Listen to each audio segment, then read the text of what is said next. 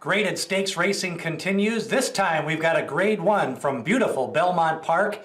It's an 11-horse Carter Handicap that has originally run at Aqueduct, but this summer it's going to be at the Belmont Park, 7 furlongs, and interestingly enough, for an extended sprint, there's not a lot of speed signed on in this race, and somebody's going to get the lead that you probably do not expect.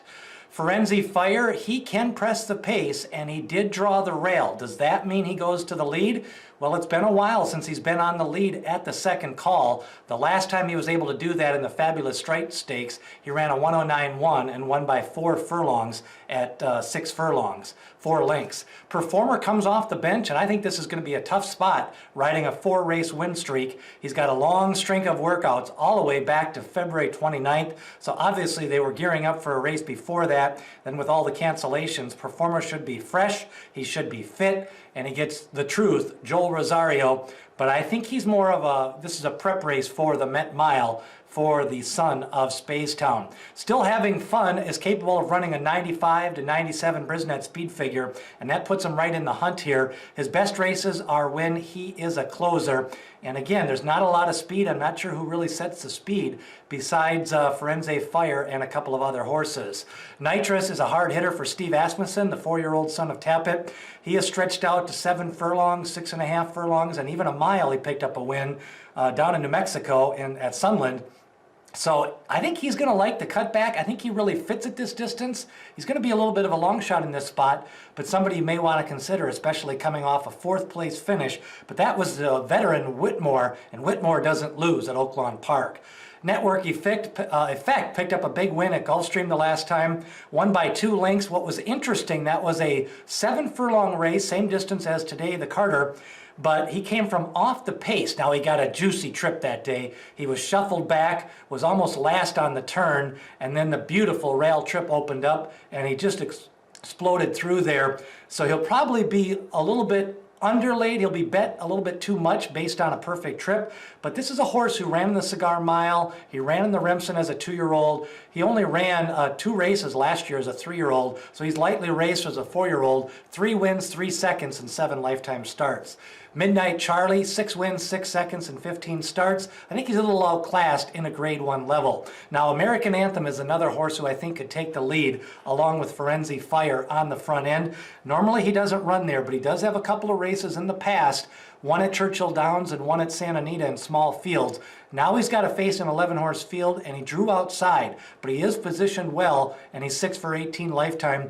He's got a 101 and a 102 Brisnet speed figure in the past if he can round up to that type of speed figure. Bon Raison, I think that's how you're supposed to say it. He came from off the pace, 10 for 39 lifetime, and he's just a hard hitter. He runs in all those big Aqueduct stakes races in the middle of the winter when everybody's huddled up indoors. That's when Bon Raison does his best work. He's going to try to go 7 furlongs against the big boys here, and not really a lot of proven grade 1 winners at 7 furlongs, so he may pick the right field to take that rise up in class. Majestic Dunhill is definitely one you want to consider. He's another one where class is really not a level. He just runs his race. If he gets a full field and some speed, he can run it down, and a nice race the last time against Global Campaign at 7 furlongs, but that field was stacked. There were some good horses in that race. None of them really came back to win out of it, but it was a good race going into it. Majestic Dunhill, he comes from off the pace, but I think he could be outfinished. Mind Control, another one who will vie for favoritism in this spot, 7 wins and 12 starts, and this bad boy comes in with a length victory in March at Aqueduct in the Tom Fool Stakes.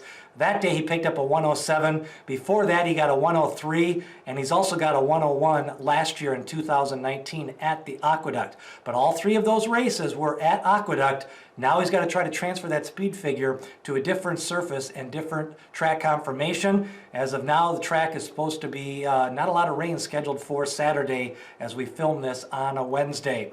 And then on the outside, we've got Vekoma. If you bring the canoe, he'll bring the paddle. This bad boy does more on 3 legs as most horses do with 4. Yeah, he's got the club foot, but he brings it all hard every time. He's got that fast mile victory as a 2-year-old. He broke his maiden with a 108.4, and he came off the pace the last time, a long layoff in the Sir Shackleton. That was at a Gulfstream Park, picked up the win. That was at 1.60 to 1. A 105 Brisnet speed figure says he's in form. Now, they did rest him up and then gave him some workouts out of that. He's another one. He's kind of that mid-distance specialist. 7 furlongs should be a good spot. Great race here in the Carter Handicap, full field. We've got Vekoma. He's going to bring the paddle. Network Effect goes up in class. Then you've got the hard hitters like Bon Raison, and also a horse at the rail like Firenze Fire. And Performer, a 4-race win streak. Who do you like in the Grade 1 Carter at Belmont? Leave a note below. Also, hit subscribe, share this video with all your friends, and remember, hit that like button so we get more watches on this video. We're going to be previewing, easy for you to say, the Hollywood Gold Cup, the Santa Anita Derby, and we've also got a preview up of the Aristides race from Churchill Downs. Hit subscribe, smash that like button. We'll see you with another preview soon.